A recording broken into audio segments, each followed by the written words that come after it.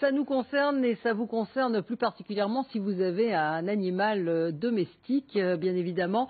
On va parler des objets connectés. On n'arrête pas le progrès. On savait qu'il y avait un certain nombre d'objets connectés qui existaient pour retracer son chien, mais il y a de plus en plus de choses sur le marché et on en parle ce matin avec Daphné Huynh, responsable de la marque Animal. Donc vous avez toute un assortiment de produits devant vous qui nous montre que effectivement c'est un secteur en pleine expansion.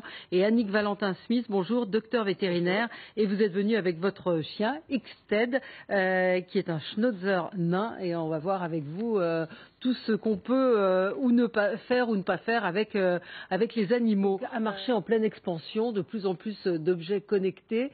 La balance, peut-être, on va commencer puisqu'on parle de nutrition. Au final, ça vient un peu compléter votre produit parce qu'une fois qu'on détermine exactement ce qu'on veut faire, enfin combien de grammes de croquettes il faut donner à son animal, nous on a ici donc une balance, donc c'est une gamme avec balance intégrée, donc on peut totalement la diviser et en fait ça va peser au gramme près du coup la quantité de croquettes à donner à son animal, chien ou chat. Alors dans les innovations aussi, qu'est-ce qui vous semble le plus intéressant dans le développement?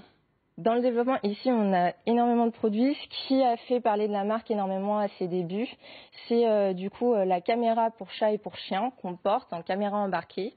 Et du coup, le chat ou le chien va se promener et quand il revient, on récupère les images que son chat ou son chien a filmées et puis on s'amuse à regarder un peu quelle est sa vie durant la journée. Là, il y a plus un côté ludique pour le maître et puis aussi, mais c'est important de savoir qu'est-ce que son animal fait durant la journée, qui est-ce qu'il va rencontrer. Parfois, par exemple, il peut prendre un peu de poids, on ne sait pas pourquoi et en fait, il va manger chez le voisin et on s'en rend compte grâce à la caméra au final. D'accord. Pour repérer son animal, il y a des choses aussi pour le suivre à la trace.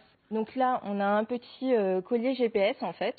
Ce petit collier GPS donc utilise un service en fait la localisation satellitaire et vous permet de repérer votre animal n'importe où dans le monde. Et du coup, c'est utile notamment quand vous sortez avec votre animal en vacances ou quand vous le laissez gambader un peu n'importe où. Et du coup, c'est un service qui vient de sortir chez Animal il y a peu. Comment ça s'appelle, ça? C'est une nouveauté. Il s'appelle le Yop Tracker, en fait. Yop Tracker. Et il vaut combien? Aujourd'hui, il est à 179,90. C'est une demande, ça, vous sentez des maîtres Oui, c'est vrai, ça correspond à une demande. En fait, dans les objets connectés, on distingue un petit peu ce qui est plutôt, je dirais, ludique, qui peut être tout à fait aux propriétaires et qui peut être utile aux propriétaires, de ce qui est santé et qui apporte vraiment, je dirais, un plus aux vétérinaires, à la santé des animaux, aux animaux bien sûr, et à la santé des animaux. On a tendance à faire un petit peu cette différence et à s'intéresser davantage, je dirais, à tout ce qui est objets connectés qui permettent de suivre les chiens dans une pathologie chronique, que ce soit le diabète, l'obésité, l'épilepsie, enfin, etc. On a des tas d'objets connectés qui existent aujourd'hui et qui vont exister, qui vont permettre aux vétérinaires et aux propriétaires de suivre les animaux et de suivre leur pathologie dans le temps et de donner vraiment des informations qui seront extrêmement importantes pour le suivi et l'adaptation des traitements. Il faut aussi se dire qu'on pourra avoir des objets connectés qui pourraient permettre en post-op, sur un chien qui vient d'être opéré, de le monitorer en post-op comme on peut le faire aujourd'hui à l'hôpital. Voilà, on a pas mal de personnes qui ont des GPS et qui s'en servent pour localiser leur chien ou leur chat. Oui. Et ça marche globalement quand même bien, oui. On arrive à les retrouver. Alors, vous avez d'autres objets, le petit appareil.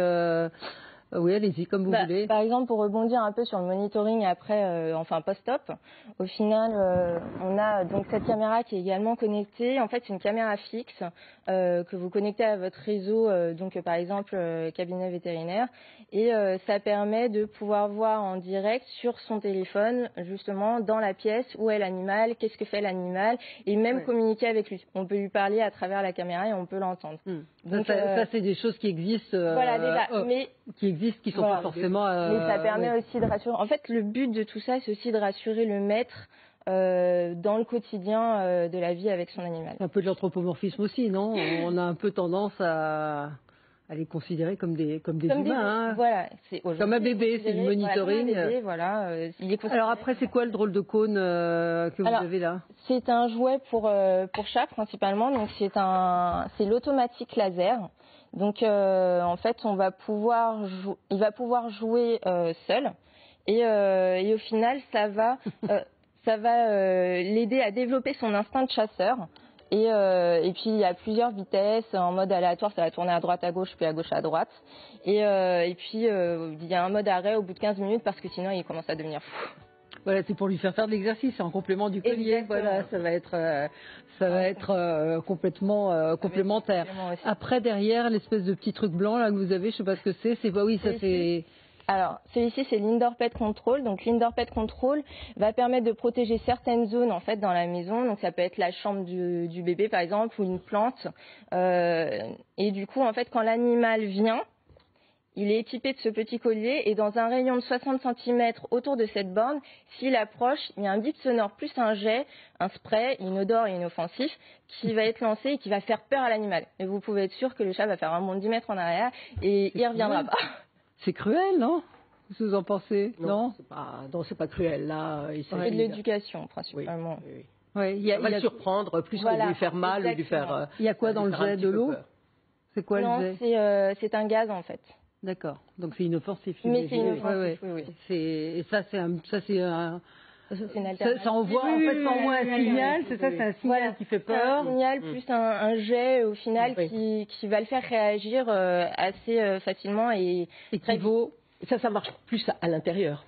Oui, c'est un objet d'intérieur. Voilà. L'Indoor Pet Control est vraiment fait pour l'intérieur. Mais sinon, en fait, en alternative, aux électrostimulations et ce genre de choses, aujourd'hui, on sort beaucoup de produits, et notamment ce produit-là qui est donc le Training Soft, et qui est utilisé aussi pour les chiens sourds, en fait. On permet de les éduquer avec ce collier. En fait, le chien porte le collier. Et grâce à une télécommande à distance, on peut lui demander de revenir ou de s'asseoir. Et au final, ça ne fonctionne qu'à vibration avec un bip sonore. Oui, ça peut être utile, notamment, et vous l'avez développé pour ça, pour des chiens qui sont en fait, qui naissent sourds et qui n'entendent pas, et c'est le seul moyen de communiquer avec eux. Donc, avec un peu d'éducation pour faire comprendre aux chiens comment ça marche, ça peut être extrêmement utile sur des chiens sourds. Et il vous reste un objet pour les chats, je crois. Le Meow Control, qui est en fait aussi un objet d'éducation, mais pour les chats qui miaulent de manière intempestive. Et en fait, ça fonctionne à ultrasons. Et au final, on le dirige vers l'animal quand il miaule et il l'apprendra au fur et à mesure. Mais c'est de l'éducation. Oui, c'est de l'éducation. Il y a beaucoup de chats qui, au moment de leur chaleur, miaulent. Donc là, c'est assez physiologique. Bah oui, il n'y a pas grand-chose à faire. Oui, pas grand-chose à y faire. Mais il y a des chats comme les siamois qui peuvent être aussi des chats qui miaulent beaucoup. Donc ça peut. Il faut essayer. Il faut essayer. On n'a pas beaucoup de solutions, donc il faut essayer.